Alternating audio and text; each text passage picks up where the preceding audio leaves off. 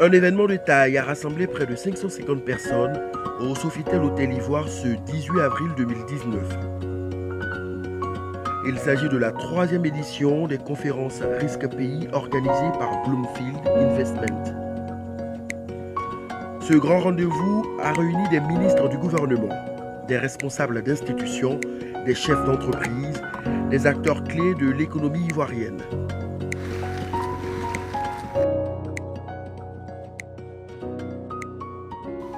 Excellences, Mesdames et Messieurs, distingués invités, lorsque nous étions réunis en mai dernier, dans ce même Sofitel, nos échanges ont été orientés sur l'énergie, sur l'industrialisation comme vecteur de développement. Cette année, vous avez pu le voir dans vos différents programmes, nous avons décidé d'élargir le spectre pour couvrir vraiment toutes les thématiques qui nous tiennent à cœur à l'aube des élections présidentielles de 2020.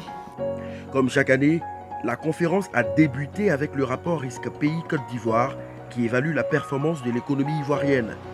Il a été présenté par M. Stanislas Zézé en sa qualité de PDG de Bloomfield Investment. Ce rapport a mis en lumière les points forts de l'économie ivoirienne.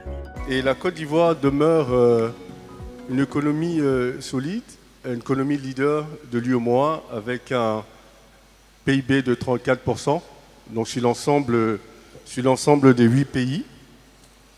En termes de performance économique, donc c'est une économie qui est toujours performante avec une moyenne en réalité depuis 8 ans de 8% à peu près.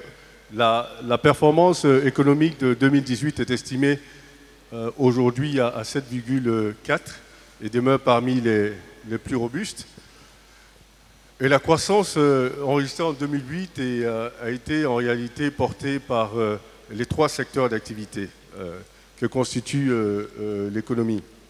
Le secteur primaire qui a bénéficié d'une bonne pluviosité et les bonnes performances du secteur secondaire ont été favorisées par le secteur du BPT, même si aujourd'hui nous constatons un ralentissement dans le secteur de l'immobilier, mais cependant le secteur du BTP est très performant.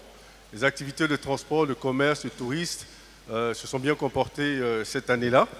Toujours en termes de performance sur le climat des affaires, nous avons pris un indice aussi que tout le monde regarde, l'indice Doing Business. La Côte d'Ivoire est à la 122e place sur 190 économies évaluées, avec un score de 58%, ce qui représente une progression de 17 places. Et donc, elle obtient la 8e place dans le top 10 de Reforma. Et une chose très importante qui vient vraiment booster aussi la performance de cette économie, c'est la révision du Code des investissements de la version 2012 qui a été améliorée de façon significative en 2018. Toujours dans le cadre du climat des affaires, la performance satisfaisante du secteur privé. Bloomfield a établi un indice qu'on appelle le Bloomfield Private Index qui évalue la performance du secteur privé sur la base de 2 sous-indices. Un sous-indice qui évalue la performance intrinsèque du secteur privé et un sous-indice qui évalue l'environnement des affaires. Donc sur une base de 100, 50, à partir de 50, on est dans une logique de performance et en dessous de 50, une logique de non-performance. Sur l'année 2018, on a une moyenne d'à peu près 50,84 qui montre bien qu'en 2018, l'économie s'est bien comportée et il y a une légère amélioration de l'environnement des affaires malgré certaines préoccupations que nous avons. Le fondateur de la première agence de notation financière d'Afrique francophone s'est aussi penché sur les faiblesses du pays. Dans le retard dans l'exécution de certains projets ou si vous voulez, la mise en application de certaines réformes. Et naturellement, nous avons certainement remarqué qu'il y a une certaine tension politique depuis quelques mois qui, en réalité, commence certainement à avoir un impact un peu inquiétant sur la volonté, si vous voulez, la volonté d'investir. Nous avons senti un certain ralentissement et la vulnérabilité du secteur agricole par rapport au climat pourrait avoir un impact négatif sur ces perspectives-là. Le système éducatif est aussi une des faiblesses que nous avons notées dans cette évaluation-là. Alors, beaucoup d'investissements aussi dans ce secteur, mais les résultats sont faibles. Le service de la dette reste assez élevé par rapport au budget, ce qui représente quand même 26% du budget, des dépenses budgétaires. 26% des dépenses budgétaires et 44% des recettes fiscales et non fiscales.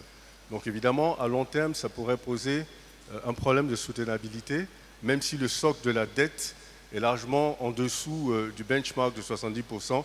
Le service de la dette commence à être plutôt contraignant parce que 44% des fonds propres sont bouffés par le service de la dette et la structuration même de la dette pourrait éventuellement être contraignant à moyen et long terme vu que 47% de cette dette est libellée en dollars. Et donc évidemment on expose ce pays au risque de change.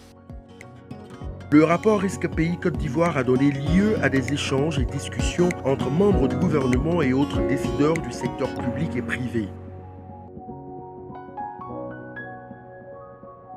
La Côte d'Ivoire aujourd'hui capte 675 millions de dollars.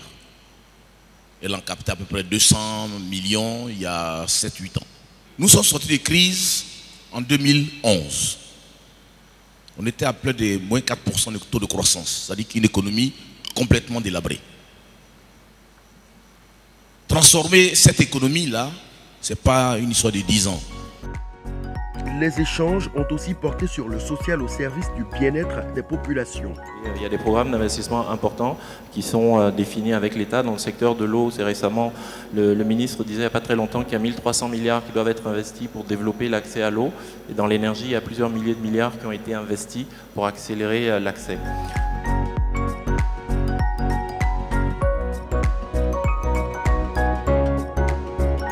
Les conférences Risque Pays poseront leurs valises l'an prochain dans un autre pays.